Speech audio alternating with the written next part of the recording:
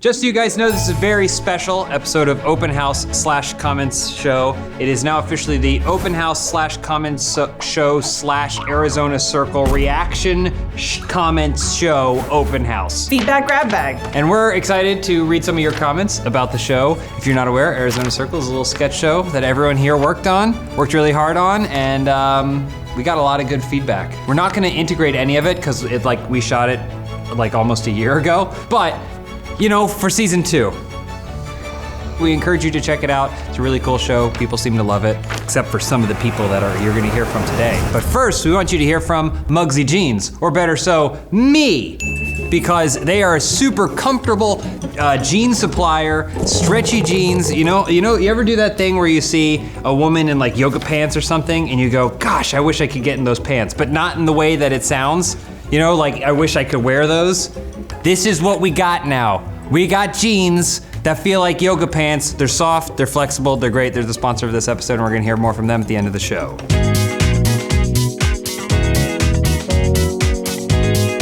I'm just gonna kick this off with a comment from Arizona Circle episode 4, The Crucible. Now, it featured many sketches. One of my personal favorites is Bathroom Assassin. Hello. And oh, that's a good one.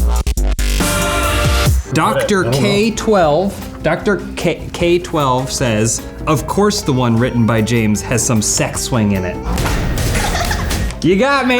You got me. We're bringing it back. Yeah, but you didn't really write that. You just sort of like drew pictures and you were just like, and then like this happens, and then this happens, and then you told words. Josh, and then Josh made it. They're called storyboards. No, I wrote it and I directed it. No, you don't write that. There was a fun moment though where I was pitching, because it's an absurd sketch, I was pitching it in the writer's room, and it was basically like, okay, so he's like, and everyone's just staring back at me real blankly, so I was very grateful that they trusted me. Also, one thing more about that sketch, Adam, this is for you. Oh yeah. If you notice, there's a sequence where the door swings open and there's a Dracula, and then Adam dressed as Van Helsing grabs the Dracula and then takes him away and gives a thumbs up. Couple notes about that. It's not always exactly as you imagine it on the page when you shoot it on the day. Our wardrobe team was amazing, but there was a miscommunication there. It was supposed to be Van Helsing from the movie Monster Squad. What happens when you Google Van Helsing? Hugh Jackman. It being Hugh Jackman Van Helsing almost ended up being funnier. But now it makes no sense to even me, so. I feel like that's your fault though. How's that my fault? You should have been more specific. You're the director, right? Storyboard. They couldn't tell from your drawing. You were shouting at people. Let's see, I got a number of comments here. Most are just remarking on my amazing acting abilities. But instead, I'll go with this one. Drathan writes, Lawrence, as everybody else said, is amazing. Thank you. My only problem with this entire sketch, and this is just me nitpicking, once he got a revolver and shot those guys, but after each shot you heard brass falling down, and it usually doesn't come out of the revolver until you open up the cylinder and take the brass out, which I never saw them do. Everything else was amazing, awesome, keep doing it. Longshanks replies, yeah, it took me a second to catch that and now it irks me. Who was the sound engineer on that? Defend yourself, Lawrence. Why did you find the wrong gun? Well, as somebody who didn't storyboard, didn't write, didn't direct, and didn't wardrobe that sketch, that is my fault. You're correct.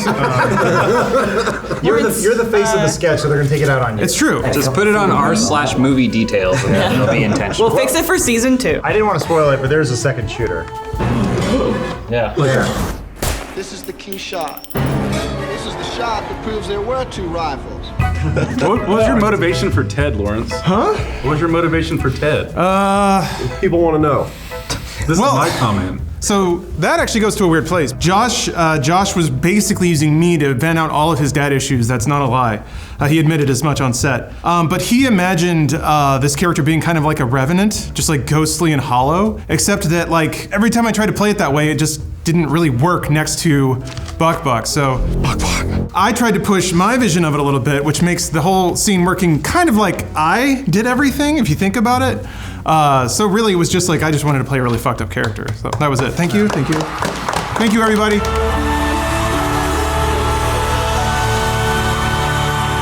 This is from the Banana Bunch Trilogy Arizona Circle sketch. From Mav3082, Noodles deserves her own spin-off. Thank you. Appreciate that you like Noodles. It is unusual that you would assume Noodles' gender. Noodle puck. Because I don't think we ever specify it at any point. But, you know what? Is this a gender reveal? What's happening, Elise? I don't know. What's the gender? What did you eat today, Elise? Maybe I will get a spin-off. What's the name of Noodles' spin-off? It's probably like Cuppa or something. Cup of noodles. Cuppa noodles. It's Cuppa. It takes you a while. Is there any relation to the lead guitarist for The Offspring, also named Noodles? Thank you. That was the inspiration. Also, the lead singer's hair, because it kind of has a noodly. It hasn't been that way for years. Are you referring to Dexter? You look like a fool. I'm dating myself. Fun fact, all of the Banana Bunch characters are named after lead guitarists from The Offspring. Gotta keep them separated.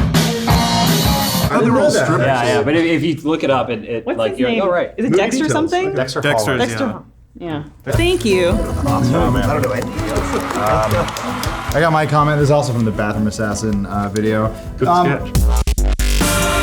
This is from Banglang. He says, "Hey, I noticed there was no portal behind Van Helsing." Did he actually say when that? He didn't say that.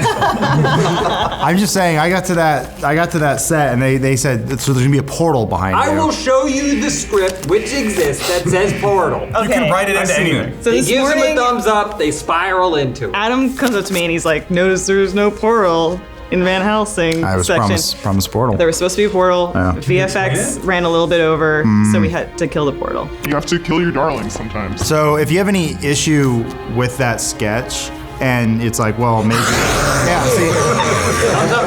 No, it's the other way.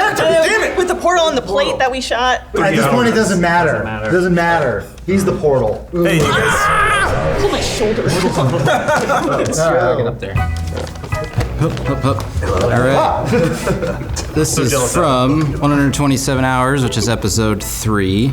And it's from Aku111. The Banana Bunch, back to the Banana Bunch, took such an effing turn. It has to be one of my favorite developments next to Cuck Policers. Is that what it says?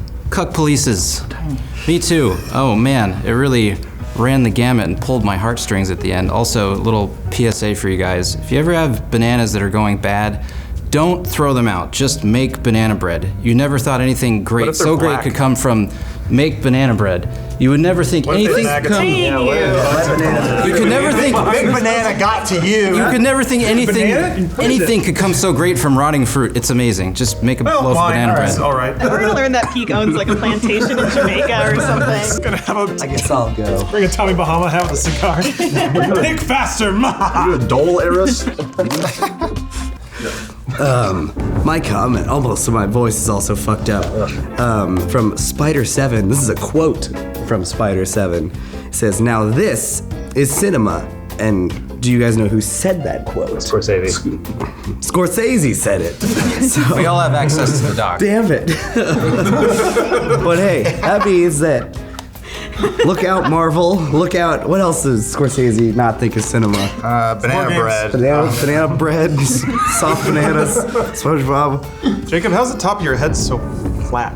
It's true. That's where he Hair, sleeps. yeah, his hair reaches a point and says, no more. Yeah, it goes no further. outwards.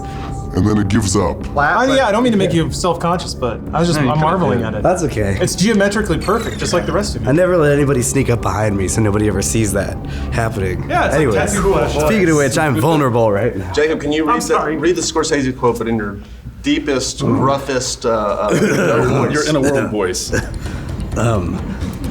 This is a comment from Spider7. Now this is cinema. It's like I'm listening to the radio at 6:15 Oh, my throat hurts. Poor Jacob. So this comment was from Arizona Circle, episode 3, 127 minutes. Get it? From, yeah, I didn't actually. It's because the other one's hours. Show him the Okay. script. This one was shorter.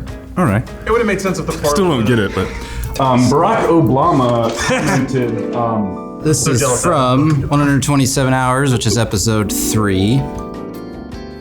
Barack Obama commented, buck.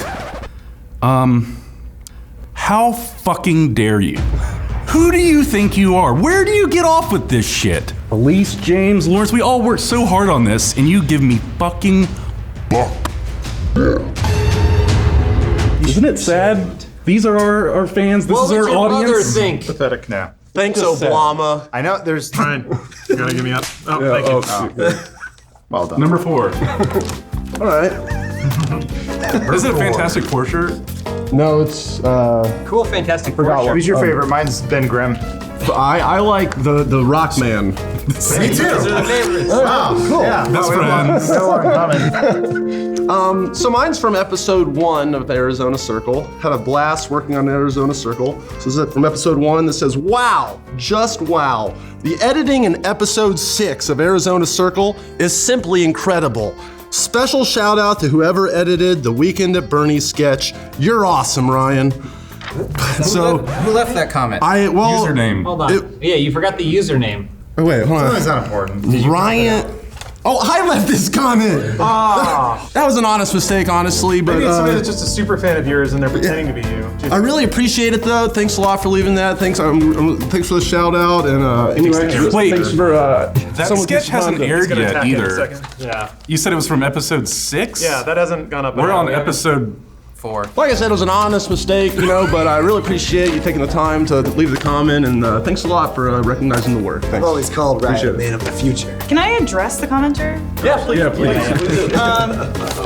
Commenter Ryan, I just want to say, you were right. That was an incredibly well-cut sketch. But I don't know if you noticed, there's a certain sadness that you can tell from that comment. that the editor has? Yeah, you can tell that whoever cut that, they have some unresolved issues in them, and maybe they need somebody to talk They to. actually sent me a private message that said that on second watch they thought that there was a lot of happiness also in the edit, Well, I mean, and that it really it's. I don't know. I just felt like, is this guy should we be getting him on a no-fly list? Sent me another. Probably got a poop in his They pants. sent me another private message they said they were very worried about Elise and James and all these other people. I have a whole lot of. You just sent me I'm getting a text actually I'm as getting a we're private speaking. message. He's messaging at the same time. Elise, Why are you what the saying- fuck? Tell the cops. Elise Tell the is cops I'm in on it. Scary serial How is he killer sending both woman. at the What same time? is This show's not wrong? live.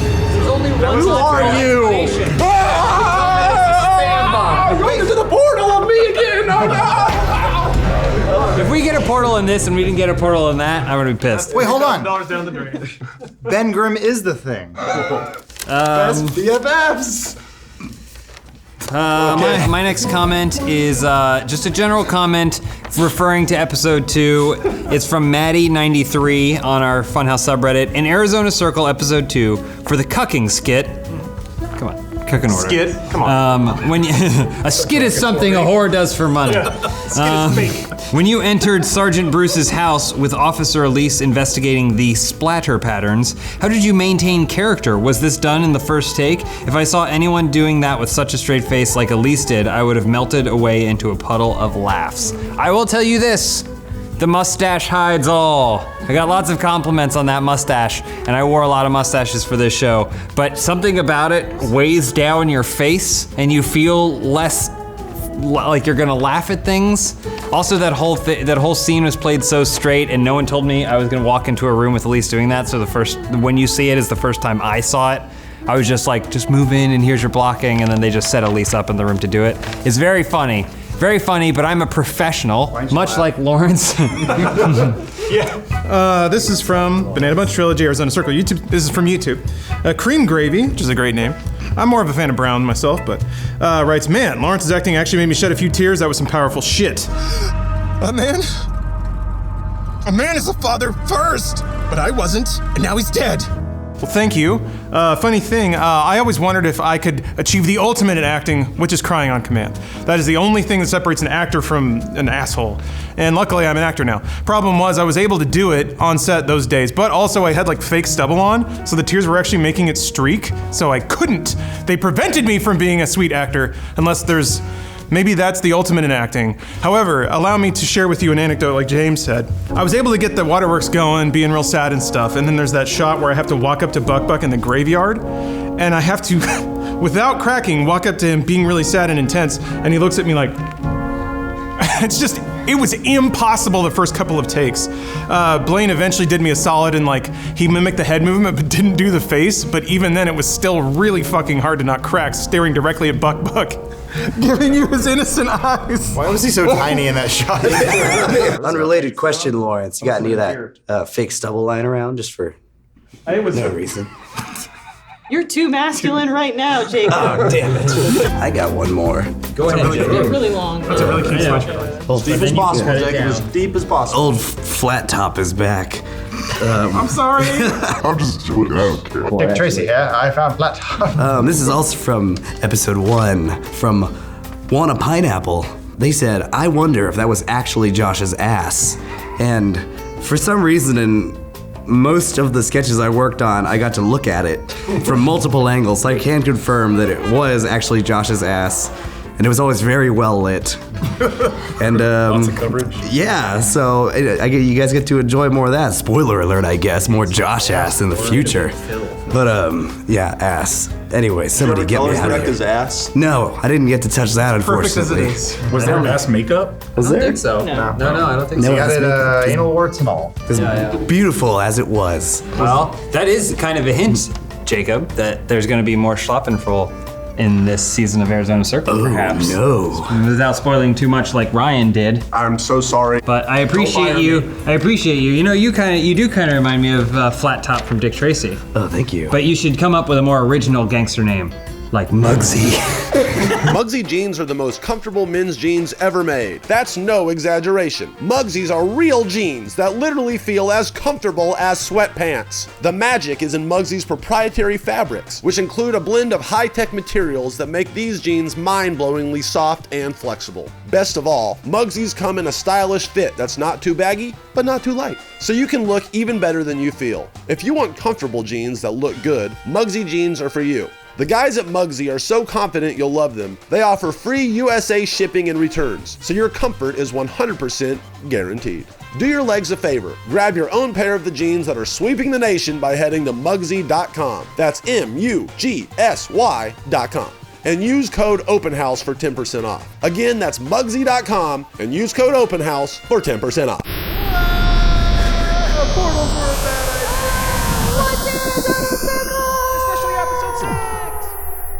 I'm going to take about 10 minutes here to run through the history of Mega Man. Mega Man is actually called Rockman because his sister's called Roll, so it's rock and roll. That's funny. The soundtrack was intentionally metal because the game was supposed to be like rock and roll. That was Western cover art. They've since wrapped that in hilariously.